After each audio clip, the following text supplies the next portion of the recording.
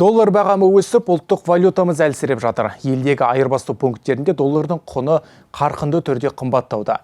Елордада 1 долларды 434 теңгеден сатып жатыр. Ал экономистердің болжауынша доллар бағасы әлі де өсуі мүмкін. ақш доллары тағыда күшіне енді. Ел астанасындағы айырбастау пункттеріндегі баға көңіл қоншытпайды. 1 доллар 434 теңгеден сатылып жатыр. Қазақстандықтар теңгенің құнсызданып жатқанын көріп, мұның арты қымбатшылыққа келіп соғатынын болжайды. Теңгенің алтын мен валютаға шаққандағы құны құлдыраса, бұл девальвация деп аталады. Алайда жасырын түрде жүріп жатқан девальвацияға қатысты үкімет тарапынан ресми түрде пікір айтылып жатқан жоқ. Бұндай жағдайда теңгенің құнының төмендеуіне қатысты қандай да бір хабарландыру да айтылмайды. Әрине, девальвацияны бақылауға ұстайтын да шаралар қабылданады. Доллар бағасын ұстау үшін валюталық интервенция жасалады. Алайда дәл қазір бензин сияқты валюта еркін айналымда.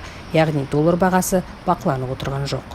Доллар көтерілген бізге де оңай емес. Неге десеңіз, доллар көтерілгенде қазір продуктының бәрі қымбаттап жатыр.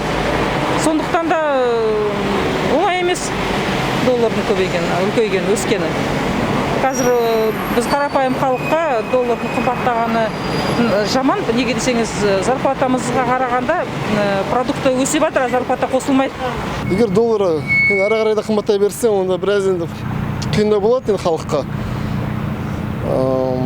Ең бастысы қазіргі індет егер бітсе, барлығы сау болып, сол уақытта меніңше барлығы түзеледі деп ойлаймын енді. Доллар құны шарықтаса, импортпен келетін тауарлар бірден қымбаттап кететіні сөзсіз. Мұның арты инфляцияға келіп тірейді. Ал инфляция өссе, ел экономикасына кері әсерін тигізеді. Қазақстан импортқа тәуелді ел болғандықтан, ең алдымен бұл халықтың қалтасына салмақ түсіреді. Әселім Галкен, Ахмедияр Ильясов, ТДК 42 телеарнасы, Елордада.